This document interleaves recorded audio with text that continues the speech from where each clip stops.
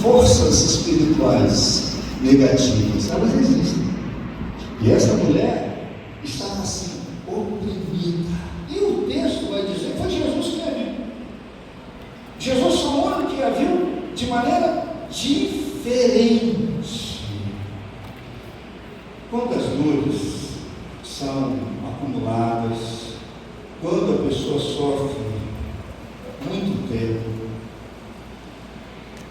ela corre o risco de não olhar mais para si mesma com simpatia, com empatia. E o mesmo pode acontecer com os familiares, amigos da comunidade local, a sociedade de modo geral.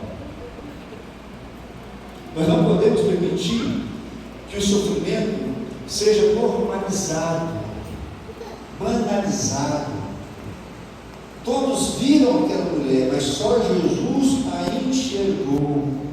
Tome muito cuidado se você está acostumado ao seu sofrimento, acostumado ao seu problema, acostumado às consequências das tragédias da vida. Você pode ficar psicoadaptado e começar a auto-sabotar a sua vida, ser um agente limitante a si mesmo. Tome cuidado com isso.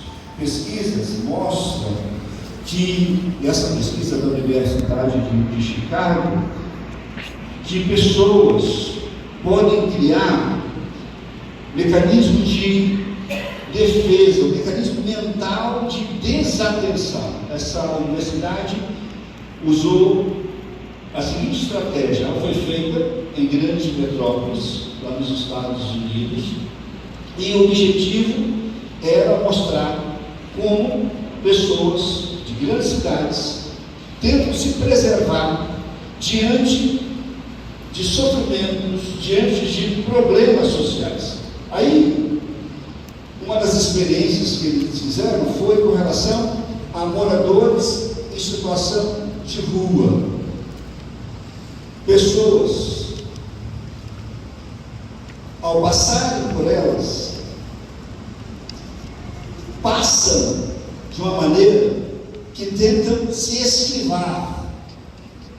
No fundo, é uma forma do indivíduo não querer ser impactado por aquela realidade, a dor do outro. Aquela imagem de ver pessoas em situação de rua passa a ser algo normal, natural, e a condição daquele que está na rua não é modificada por aquele que está em melhores condições. Isso é um mecanismo mental da pessoa se preservar, ela não se envolver com o problema do outro, não ser agente de transformação. Mas com Jesus isso não funciona. Jesus não tem mecanismo de autodefesa, defesa mental, de desatenção. Não, quando ele olha o sofrimento de alguém, ele para, ele intervém, ele cuida, ele resolve. Louvado seja Jesus, porque ele continua olhando para nós. O cônjuge pode não olhar, os filhos podem não olhar, parentes podem não olhar, a igreja pode não olhar, o Estado pode não olhar. Podemos ser invisíveis para muitos, mas para Jesus seremos sempre vistos. Louvado seja Deus. Aleluia. Por isso Jesus tem poder de quebrar qualquer ciclo maldito, pois Ele continua enxergando as nossas dores. Louvado seja o Senhor. A segunda razão, porque Jesus tem poder de quebrar ciclos de sofrimento, é porque Jesus liberta qualquer pessoa pela sua palavra. O verso 12 vai mostrar que Jesus, antes de tocar naquela mulher, Jesus fala: mulher, você está livre da tua enfermidade. Mulher, você está livre da tua enfermidade. Você pode recitar comigo a frase de Jesus? Mulher, você está livre da tua enfermidade. A libertação não começou quando Jesus tocou naquela mulher. A libertação daquela mulher não começou quando Jesus liberou a palavra sobre ela. O corpo daquela mulher se endireitou após 18 anos sendo curvado, depois que os ouvidos dela atenderam a voz do Senhor Jesus. Jesus. Pesquisas mostram que o corpo em processo de reabilitação, essas terapias de reabilitação, o corpo só consegue se recuperar, voltar a funcionar, após o cérebro ouvir comando. Aqui está um princípio extraordinário. Jesus está ensinando que a mudança externa só acontece quando há mudança interna. O corpo só se ajeita, só se endireita, só é transformado, só é modificado se a mente ouvir e atender e obedecer à voz do Senhor Jesus Cristo. É a palavra de Jesus que gera vida. É a palavra de Jesus que redefine possibilidades em realidades. É a palavra de Jesus que muda situações, mas antes de operar nas circunstâncias, Jesus age do lado de cá. Com isso, Jesus quer nos ensinar que os ciclos de sofrimento são destruídos quando lá na nossa mente a gente decide obedecer, encará-lo. Começa aqui, na mente.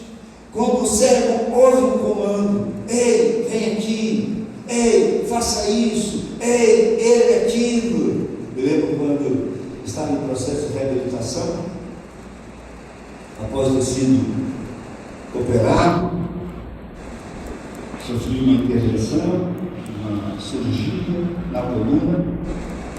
Antes de ser operado, fiquei um tempo sem entrar, pelo menos 40 dias, em função de uma crise muito forte. Eu lembro que o fisioterapeuta disse para mim no hospital: você vai ficar bom, é só obedecer ao comando, é só obedecer ao comando, deixa o pé. De novo, agora mais forte. Eu não vi o que estava acontecendo, estava deitado, mas eu sabia que alguma coisa estava acontecendo para melhor. E ele falava: é isso aí, é isso aí, é isso aí. Depois ele pedia para eu erguer, tentar levar um pouquinho a perna, e eu seguia o comando. Ele mandava essa para mim: ouça o comando, Jesus, ouça o comando, meu irmão, meu irmão, ouça o comando, ouça o comando, ouça o comando. É a forma de internalizar. O cérebro vai recebendo a palavra, o cérebro vai liberando, sabe, a cura do corpo. Começa aqui. Por isso Jesus falou: ei, mulher, a sua enfermidade já foi curada, você já está livre. Antes de Jesus endireitá-la, antes de Jesus erguê-la, Jesus declarou: você já está livre. Meu irmão, diga a si mesmo: eu estou livre. Aleluia, louvado seja Deus. Não minta para si mesmo, que isso seja uma verdade. Há quanto tempo você está vivendo refém de um sofrimento que machuca você, que limita você? Há quanto tempo você é refém de sentimentos negativos? Pare com isso em nome de Jesus. Viva a sua história com intensidade. Sofrimentos são quebrados pela palavra do Senhor. Jesus liberta. Aleluia, louvado seja Deus. O seu corpo acompanha o que a mente aceita.